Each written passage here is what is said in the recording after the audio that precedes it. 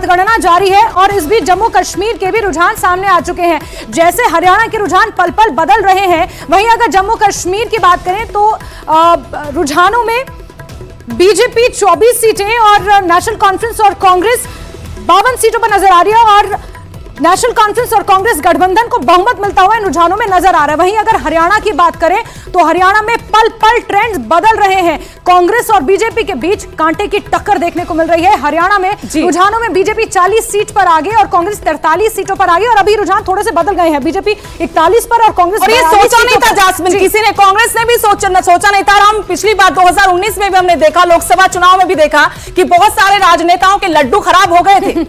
लड्डू खराब हो गए थे, इसलिए इस बार बार 2 दिन पहले से कहा जा रहा था कि सोच समझकर लड्डू का ऑर्डर देना, कहीं ऐसा ना जो 2019 में हुआ था वो इस बार दोहरा जाए। तो हंसी मजाक भी चलता रहता है, लेकिन ये आंकड़े किसी के लिए परेशानी का सबब हो सकते हैं। लेकिन सुदेश, ये ताज्जुब की बात है, जैसे कि मैं पहले कह रही थी, देखिए लड्डू की आपने बात की, लड्डू स्क्रीन पर आ गए। ये कांग्रेस मुख्यालय से तस्वीरें हैं, कांग्रेस दफ्तरों से ये तस्वीरें हैं जहां लड्डू बंटने अभी शुरू हो चुके हैं। लड्डू बंटने कांग्रेस के दफ्तर में शुरू हो चुके हैं क्योंकि कांग्रेस अपनी जीत को लेकर इतनी आश्वस्त है। लेकिन जो ट्रेंड्स बता रहे हैं सुदेश, वो इन तस्वीरों से थोड़े से उलट है। बीजेपी कोशिश नहीं अपनी छोड़ रही है, जैसे कि आपने कहा था कि बहुत सारे निर्दलीय, कुछ ऐसे 20 बागी हैं जिन्होंने बीजेपी का खेल इन चुनावों में बिगाड़ा है। अगर मोटी मोटी तस्वीर समझी जाए तो क्या अभी भी उम्मीद है सुदेश की बीजेपी अपने बागियों को साध सकती है, मना सकती है? अगर बहुमत के उस मैजिक नंबर के थोड़े भी करीब पहुंचती है तो बीजेपी के लिए निर्दलियों को, बागियों को साधना मुश्किल नहीं है। कांग्रेस के लिए मुश्किलें यहां पर जरूर हो सकती है। कांग्रेस की तरफ से, हम बीजेपी की तरफ से लगातार सुन रहे कि सारी व्यवस्थाएं हैं। मैं फिर दोहरा रही हूं, यही कार्यवाहक मुख्यमंत्री के शब्द थे जब वो प्रेस कॉन्फ्रेंस करने आए थे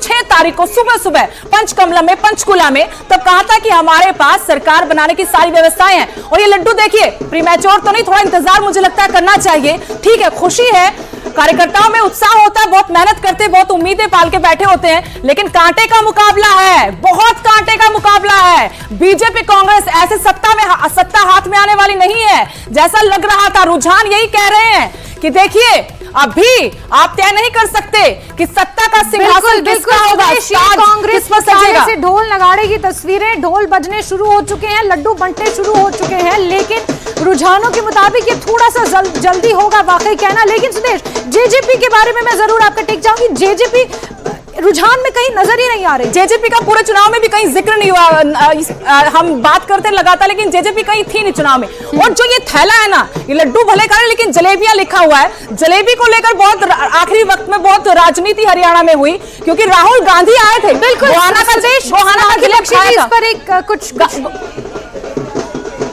का जलेब था, वो जलेबी भी नहीं। जलेबी बनती है या बिल्कुल सीधी बनती है, ये तस्वीर हमें देखनी होगी। और जो बात आप अभी कह रही थी टफ कॉन्टेस्ट की, वो सही है, क्योंकि बीजेपी में अक्सर इतने पुराने अनुभव से देखा है, दे टर्न द टाइड। तो अगर अभी आप जो देख रहे हैं रुझान में और लग रहा हो कि लड्डू बट रहे हैं, वो सही में लड्डू और जलेबियां कहाँ जाएंगी, ये तस्वीर अभी आने में वक्त है। तो हमें इंतजार करना चाहिए और इतनी जल्दी लड्डू खाकर खुश होने की अभी मुझे लगता है थोड़ा राखी जी, जलेबी बताते